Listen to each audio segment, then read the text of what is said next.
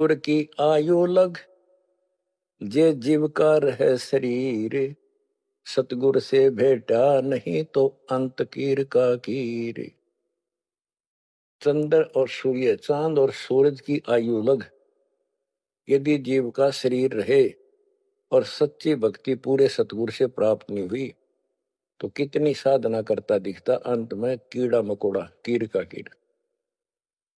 गरीब एक पलक जुग जीवना, जे सतगुरु भेटा होए, रोम रोम तारी लगे, सुरति सुहंगम पोए। कि एक पलक यानी कुछ समय के लिए भी सच्चे सतगुरु की आपने संगत सत्संग सुन लिया तो धीरे धीरे आत्मा उसको कैच करती चली जाती है, रुचि बढ़ती चली जाती है और फिर अंत में दीक्षा लेकर अपना कल्याण कराता है। गरीब डेरे डंड खुसरो हो, खुसरे लहन मोक्ष। ध्रुव प्रहलाद उधर गए तो डेरे में क्या दोष। जैसे गलत धारणाएं पैदा कर रखी है कि मोक्ष तो उसको प्राप्त होगा जो घर छोड़ जाएगा, जंगल में कठिन तपस्या करेगा, परिवार का मोह त्याग देगा और ब्रह्मचारी जीवन जिएगा। तो यहां गरीबदास जी स्पष्ट करते हैं कि डेरे डंड खुश रहो, ये खुसरे लहे ना मोक्ष। अपने घर पर रहो आराम से, यदि ब्रह्मचर्य का पालन करने मात्र से और जंगल में बैठ जाने से मोक्ष होता है तो ये खुसरे इजड़े तो सारे पार हो जाए। नहीं, ऐसा नहीं है।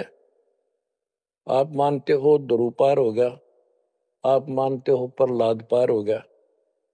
ध्रुव 5 साल की उम्र में भक्ति के लिए निकला, कठिन साधना की, उनका विश्वास देखकर भगवान ने उनको दर्शन दिए। ध्रुव को राज्य की चाह थी और कुछ नहीं मांगा था, क्योंकि कारण क्या था, उत्तानपाद राजा था और ध्रुव की माँ उसकी पत्नी थी यानी राजा की रानी थी। उसको कोई संतान नहीं हुई, वृद्धावस्था हो गई थी, आधे से ज्यादा उम्र हो गई थी।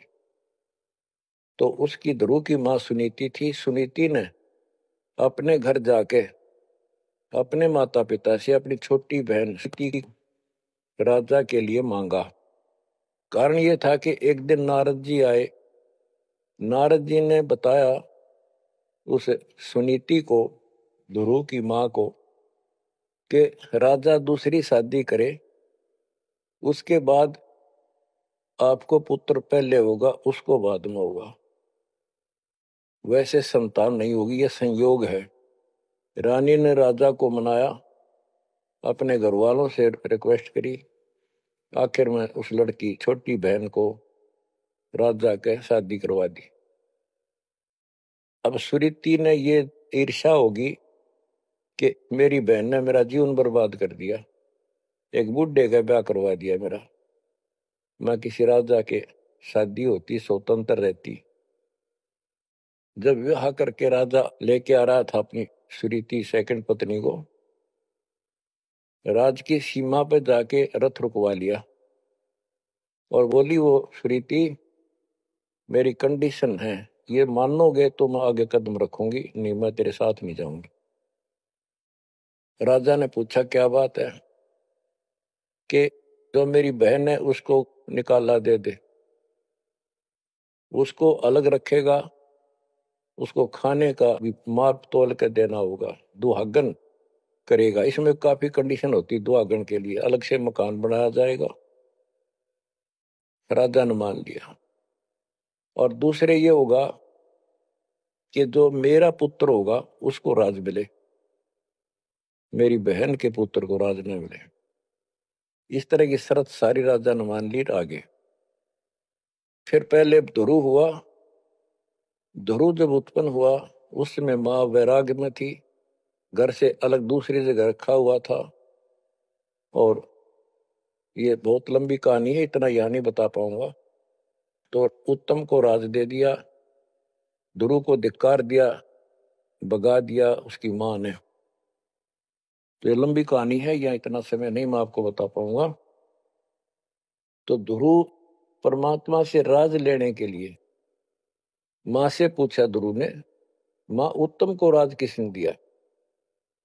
बेटा भगवान देता है, परमात्मा ने दिया, उसके भाग में लिख दिया, तेरे भाग में नहीं है। तो ध्रुव बोला मैं भगवान से राज लूंगा। यूं कहकर छोड़ कर चल पड़ा। 6 महीने तक एक पैर पे खड़ा होकर या जैसे भी तपस्या खूब की, जाप किया। पिछले संस्कार से होता ही है, वैसे तब तो दुनिया करती है। पिछले युगों का बहुत संस्कार भक्ति करते करते आए हुए थे और वो काफी संग्रहित थी, उसके प्रतिफल में मालिक ने उनको ऐसा कुछ कर दिया। परमात्मा प्रकट हुए, बोले भाई क्या मांगता है बोलो। मुझे राज चाहिए भगवान, मुझे राज दो। ठीक है, राज दे दिया कि पहले तो यहाँ कर, फिर तुझे ऊपर अलग से नगरी बना के दूंगा द्वीप। ध्रुव वापस आ गया। उधर से ये दोनों बड़े हो गए, उत्तम भी और ध्रुव भी। उत्तम का विवाह भी हो गया, ध्रुव का विवाह भी हो गया। उत्तम मारा गया एक राजा से युद्ध होने से, तो राज भी ध्रुव को मिल गया और उत्तम वाली जो पत्नी थी वो भी ध्रुव के साथ लगाई गई। तो कहने का भाव ये है, बकवाद नहीं चले। वे विचार परमात्मा को कति पसंद नहीं, पर शादी विवाह कभी मना नहीं किया। ब्रह्मा विष्णु महेश तीनों शादीशुदा, और इनके उपासक को ब्रह्मचारी रहना चाहिए। अच्छी बात है, बकवाद नहीं करनी चाहिए, लेकिन ये एक गलत धारणा बनाना अच्छी बात नहीं। गरीब डेरे डंडे खुश रहो, खुश रे लेना मोक्ष, ध्रुव प्रहलाद उधर गए, तो डेरे में क्या दोष। जैसे ध्रुव ने शादी कराई, ध्रुव की भी संतान हुई, और आपके तो ये पार हुआ, तो ये डेरे में था, घर में था, गृहस्थी में था, तो भी पार हुआ। कितना पार हुआ? वो पार होना अलग अलग स्टेजेस है। एक तो स्वर्ग तक पहुंच गया, पार हो गया। ये स्वर्ग तक पहुंचने को पार मानते थे। और प्रहलाद प्रहलाद भगत की 10 साल की उम्र में परमात्मा मिले, नरसिंह रूप धारण करके उसकी रक्षा की। उसके बाप राक्षस को मारा, प्रहलाद को राज्य दिया और शादी कराई प्रहलाद ने बड़ा होकर के। उसके एक पुत्र हुआ बैलोचन, और बैलोचन का पुत्र हुआ राजा बलि। यानी प्रहलाद का पोता राजा बलि था, जिसने 100 अश्वमेघ यज्ञ की थी, और भगवान बावना रूप धारण करके उसकी 100वीं यज्ञ को खंड कराने के लिए गए थे। तो कहने का भाव ये है, गरीबदास जी कहते डेरे डांडे खुश रहो, खुश रे लेना मोक्ष, ध्रुव प्रहलाद उधर गए। इनका उद्धार हो गया। कितना हो गया वो उस भक्ति पर निर्भर करता है। तो इस गृहस्थी में क्या दोष। गरीब ज्ञानी को सतगुरु मिले, खोजी दीन ताड़, सिर पर सत कबीर है, उड़ी भरम की बाढ़। हमारी ये भरम की बाढ़ हमारी सब शंकाएं समाप्त कर दी कबीर भगवान के अमृत ज्ञान। कबीर और ज्ञान सब ज्ञानड़ी, कबीर ज्ञान सो ज्ञान, जैसे गोला तोड़ का करता चले मैदान। गरीब दत्ता जी आगू मेले, दक्षिण बीच दयाल, सूखा खोट हरा हुआ, ऐसे दीन दयाल। दत्ता जी आपको मिले, दक्षिण बीच दयाल, सूखा खोट हरा हुआ, ऐसे दीन दयाल। बच्चों, संत गरीबदास जी ने ये वाणियां कैप्सूल रूप में बना रखी हैं, जैसे पुड़िया होती है। इस एक पंक्ति में बहुत बड़ी कथा इसके अंदर बन रखी है। ये सुनाता हूं। एक दत्ता तथा जिया नाम के 2 ब्राह्मण भाई थे।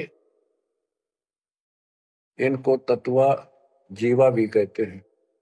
ये अपनी देसी भाषा में गरीबदास जी ने दत्ता जिया का है। ये गुजरात स्टेट के अंदर एक भरूच शहर है, भरूच, समुद्र के किनारे पर। और उससे 12 किलोमीटर दूर एक मंगलेश्वर गांव है। हम खुद देख कर आए थे उसको, उस स्थान को।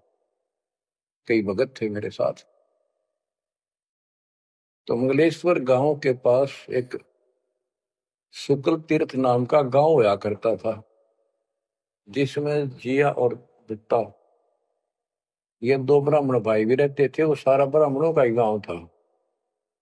वो आसपास गांव में जाके पंडिताई किया करते थे। दत्ता और जिया बहुत ही परमात्मा के चाहने वाले थे। वो सत्संग सुनने जाया करते थे। जहां भी किसी साधु संत का सत्संग होता था तो सभी ये कहते थे, भाई मोक्ष के लिए पूर्ण सतगुरु की आवश्यकता होती है। गुरु बिन मोक्ष नहीं होगा, गुरु बिन सच्चा ज्ञान भी नहीं होगा। जहां भी जाते थे वो मंडलेश्वर प्रवक्ता एक ही बात बताते थे। तो जीवा और दत्तवा ने दोनों भाइयों ने विचार किया कि भाई जहां भी हम सत्संग जिसका सुनते हैं वही हमें तो बहुत पूर्ण गुरु लगे। जिसके विचार सुनते हैं वो उससे भी अच्छा लगता है। और पूरे गुरु बिना बात नहीं बने, मोक्ष नहीं हो। ये तो असंग जन्म हमने जन्मते और मरत्या को होगे। जैसे परमात्मा कबीर जी क्या करते हैं, किसी भी रूप में आकर, और कहीं जैसे मेले मेले भरा करते तीर्थ यात्रों पर, वहां चले जाते थे। वहां खड़े होकर शब्द सुनाने लग जाते और 10 20 50 व्यक्ति भगवान के